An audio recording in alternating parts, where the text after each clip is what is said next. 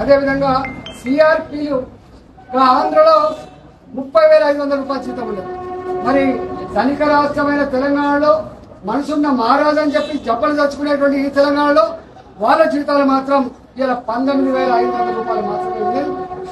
వాళ్ళ జీతాలు కూడా ఆంధ్ర మహారాష్ట్ర టీచర్లతో సమానంగా ఇవ్వాలని చెప్పి మేము డిమాండ్ చేస్తున్నాం. గ్రామ పంచాయతీ వాళ్ళు సమ్మె చేస్తున్నారు. గ్రామ పంచాయతీ వాళ్ళు ఏమంటున్నారు, గతంలో కారోబార్లుగా, గతంలో వాళ్ళు పంప్ ఆపరేటర్లుగా ఇట్లా రకరకాల డ్యూటీస్ ఎవరి డ్యూటీస్ వాళ్ళకు ఉండేది. కానీ మల్టీ పర్పస్ అని చెప్పి తీసుకొచ్చి ఊడ్చేవాడు కూడా ట్రాక్టర్ నడపాలి, ట్రాక్టర్ నడిపేవాడు కూడా ఊడవాలనేటువంటి చిల్లర జీవో తీసుకొచ్చి ఇవాళ అనేక మంది యాక్సిడెంట్ అయి ఇవాళ చచ్చిపోతున్న పరిస్థితి చూస్తా ఉన్నాం. ఇవాళ తక్షణమే గ్రామ పంచాయతీ ఉద్యోగులు ఈ మల్టీ పర్పస్ ఉద్యోగులుగా ఏదైతే జీవో ఇచ్చిందో, ఆదేశాలు ఇచ్చిందో దాన్ని వాపస్ తీసుకోవాలని చెప్పి డిమాండ్ చేస్తా ఉన్నాం. వాళ్లకు అందరికీ వేతనం పెంచాలని చెప్పి ఇవాళ వాళ్ళు సమ్మె చేస్తా ఉన్నారు. వాళ్ళు పెంచాలని చెప్పి కూడా మేము డిమాండ్ చేస్తాం. అట్లనే కరోనా వచ్చినప్పుడు ల్యాబ్లలో పనిచేయడానికి ఉద్యోగులు తీసుకున్నారు, హాస్పిటల్లో చాలా మంది ఉద్యోగులు తీసుకున్నారు, వాళ్ళందరూ తీసేసి ఇవాళ ఒక 15 ఏళ్ళు ఆపదలో సర్వీస్ అందించిన తర్వాత వాళ్ళు ఒకసారి సెట్ అయిన తర్వాత వాళ్ళని తీసేస్తే వాళ్ళ బతుకులు ఏం కావాలి ఆలోచన చేయండి. ఇవాళ VROలను ఇద్దరిని కూడా ఇవాళ నేను వేరే దగ్గర అడ్జస్ట్ చేస్తా అని చెప్పి దాదాపు 18,000 మంది VRAలు, 1000 మంది VROలు వీళ్ళందరూ కూడా వేరే డిపార్ట్మెంట్ ఇక్కడ పంపిస్తున్నారు. ఇవాళ మిషన్ భగీరథ అక్కడ పనిచేసే ఇంజనీర్ల స్థానంలో వీళ్ళందరూ పంపిస్తా ఉన్నారు. ఇట్లా అనేక డిపార్ట్మెంట్లలో గత 20 ఏళ్లుగా 30 ఏళ్లుగా పనిచేస్తున్నటువంటి వాళ్ళని అర్ధాంతరంగా తీసేసి ఆ జాగాలో ఈ VRAలను VROలను పంపించే ప్రయత్నం చేస్తా ఉన్నారు. ఇది మంచిది కాదు. ఎందుకంటే 45 ఏళ్ల తర్వాత 50 ఏళ్ల తర్వాత వాళ్ళు మరో డిపార్ట్మెంట్ పోయే పరిస్థితి లేదు, వాళ్ళు మళ్ళీ ప్రైవేట్ ఉద్యోగాలకు పోయే పరిస్థితి లేదు. వాళ్ళు రోడ్ల మీద వేయకండి అని చెప్పి ముఖ్యమంత్రి గారికి మేము బీజేపీ పక్షాలు మేము డిమాండ్ చేస్తా ఉన్నాం. అదేవిధంగా కానిస్టేబుల్ అభ్యర్థులు కూడా ఈ చిన్న జిల్లాలు ఏర్పడిన తర్వాత ఒక జిల్లాలో ఒకటే పోస్ట్ ఉంటుంది, ఒక జిల్లాలో 50 పోస్టులు ఉంటాయి.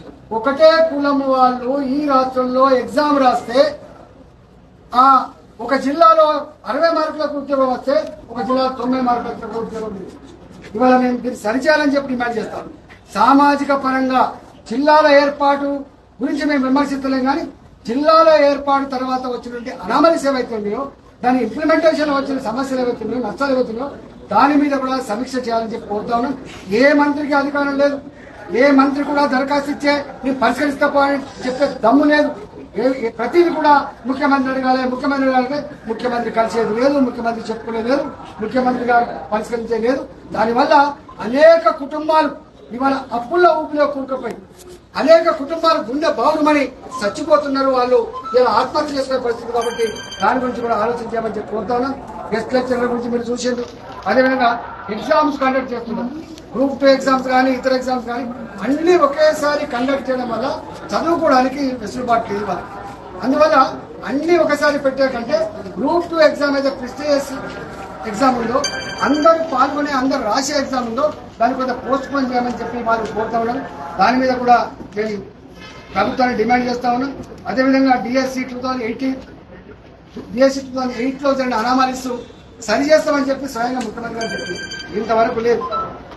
ఇట్లా న్యాచురోపతి డాక్టర్లు వాళ్ళకి కనీస స్టైఫండ్ ఇస్తలేదు. వాళ్ళకి మరి ధనిక రాష్ట్రం వెళ్ళిపోతుందో ఆదిలాబాద్ నిన్న మొన్న చూసినాం.